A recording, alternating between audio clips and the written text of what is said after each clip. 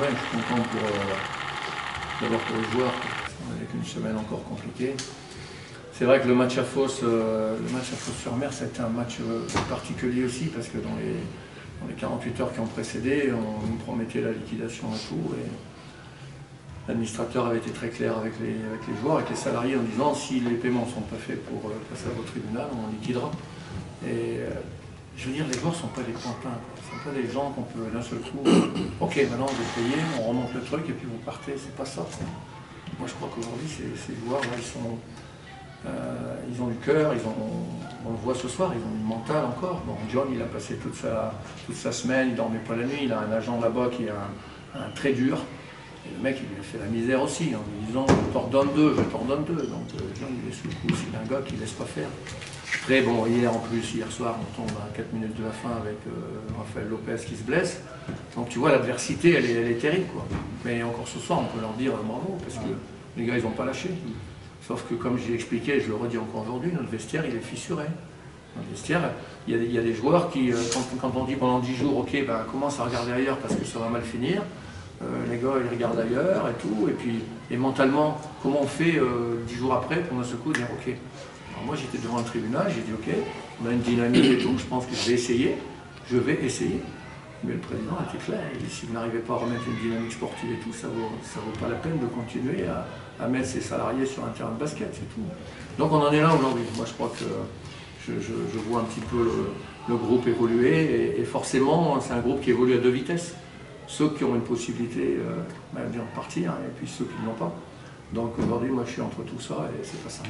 Donc, mais je le dis encore une fois, quoi, ce soir, il y a une abnégation au rebond, il y a quelques jeunes dont on voit que, excusez-moi, hein, vous connaissez les salaires de nos joueurs, quoi. C'est d'autant plus méritant que c'est des gamins qui ont du cran, qui montent au terrain. Bon, j'en ai vu quelques-uns ce soir qui ont été propres, quoi. Mais ce manque de rotation, ça va lui faire mal. Ah ben, ce manque de rotation, on finit à l'agonie. Hein. Bon, après, j'ai 2-3 joueurs qui sont un peu moins bien dedans, mais j'ai bien aimé la prestation de Vincent qui a mis un peu de punch au début. Après, il faut aussi de la maturité. Bon, Zenan, c'est pas facile non plus. Habituellement, il ne joue pas, pratiquement pas. Et là, il vient dans une première rotation à l'intérieur. Donc, il a fait son taf aussi en défense et tout. Donc, il fallait qu'on serve. Mais surtout, j'avais gardé mes 3 temps morts pour les 2 dernières minutes. J'étais certain que ça allait se jouer dans un money time, un truc, tu vois. Et je pense que là, c'était bien de pouvoir remettre les gars sur le banc, dans la lucidité, pour qu'on puisse essayer de gérer chaque possession correctement, chaque défense, parce que le plus 2, le plus 3, le plus 4, à chaque fois il y a des scénarios différents, il faut les mettre en place, il faut que les gars ils soient bien concentrés dessus. Et je crois que là-dessus, on a fait, à l'inverse derrière Toulon, où on n'est pas capable de faire la faute qu'on a l'opportunité de faire, puisque le gars il passe à côté de 2 de mes joueurs, j'ai un temps mort, je demande, on rate l'attaque, il reste 7-8 secondes, on n'a plus qu'à faire faute. Ce soir, je demande la faute, on l'a fait. Donc à un moment, il y a des trucs où... Parce que c'est ça les gestions de match, mais je le sentais bien, comme tu dis, qu'on était sur une fin de match qui allait être extrêmement crispante et tendue, avec aussi la difficulté de ne pas avoir un de mes 2 intérieurs qui sortent pour 5 fautes. Quoi. Chris, il est sorti dans la dernière seconde, ça va, mais sinon ça aurait pu être... quand il a 4 fautes, j'ai pensé qu'ils allaient beaucoup nous attaquer à l'intérieur, ils l'ont moins fait. Quoi.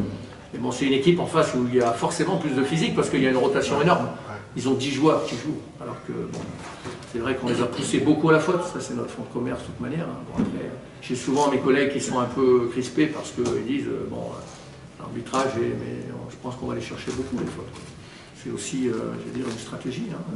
Quand on sait que 87% des fautes sont provoquées par la balle, il faut comprendre ce que ça veut dire dans le basket. Et tout. Maintenant, bon, Guillaume, c'est un garçon qui fait du bon boulot aussi. Il a une équipe. C'est une équipe aussi avec beaucoup de joueurs qui n'ont pas forcément une très grosse expérience sur la Pro B. Il y en a 4-5, mais les autres. Donc voilà, c'est un grand plaisir pour les joueurs et puis pour les supporters aussi, parce qu'il y avait une belle salle, donc c'est toujours bien d'avoir ce sentiment qu'il y a des gens aussi qui s'intéressent. Parce que sincèrement, vous aviez avant toi un match comme ça en début de saison qui le permet. C'est une évidence, parce qu'on a gagné en maturité. Hein. Quand je vous dis qu'à certains moments on joue un match, nous on a deux gars qui ont joué 1 an en Pro B. Bon, Antoine Murel, il a joué plusieurs années, mais bon, il ne jouait pas trop. Mais je veux dire, on est sur 2 garçons qui ont déjà tâté à la Pro B. En face, on rencontre des équipes, on a vu le Portet, on a vu le Fos-sur-Mer. C'est 50 ans d'expérience cumulée. Donc les garçons, quand ils arrivent sur le terrain, ben, ça pèse dans le jeu, dans chaque action. Le mec qui a joué, il y a des garçons là-dedans, ils ont joué aussi 6, 7 ans, 8 ans en Pro B. Plein de gamins qui arrivent de N1 et tout. Le petit Clément ce soir, il crève l'écran. Il fait un beau truc, il est vaillant, il va au rebond, il provoque des fautes, il fait un 10 sur 11 au lancer franc. Bravo. Il a su saisir sa chance. Il y avait une place à prendre juste à ce poste-là, à la place de John, et il a su la prendre. Comme quoi on ne s'est pas trompé sur ces gamins. Et avec la ferveur aussi, avec tout ce qu'il faut derrière. C'est bien. Voilà.